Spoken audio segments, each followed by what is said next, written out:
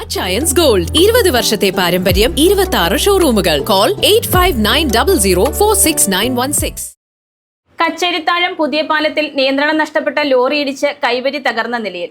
തിങ്കളാഴ്ച പുലർച്ചെ 4:30 നിയന്ത്രണം നഷ്ടപ്പെട്ട ലോറി നടപ്പാതയിലെ ഇരുമ്പ് കൈവരിയിലേക്കും തുടർന്ന് പാലത്തിന്റെ കോൺക്രീറ്റ് കൈവരിയിലേക്കും ഇടിച്ചു കയറുകയായിരുന്നു. കച്ചേരിത്താഴം പുതിയ പാലത്തിൽ നിയന്ത്രണം നഷ്ടപ്പെട്ട ലോറി ഇടിച്ച് കൈവരി തകർന്ന നിലയിൽ.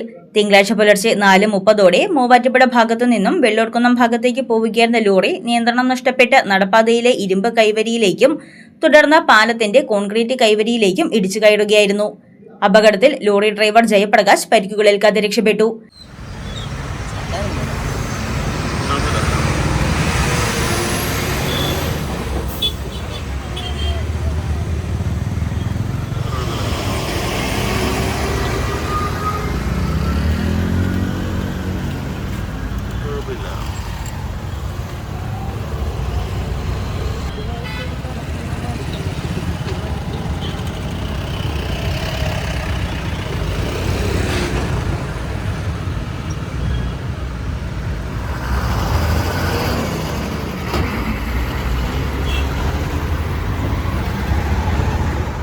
ലോറി ഇടിച്ചതിനെ തുടർന്ന് ഇരുമ്പ് കൈവരിയും കോൺക്രീറ്റ് കൈവരിയും തകർന്ന നിലയിലാണ്.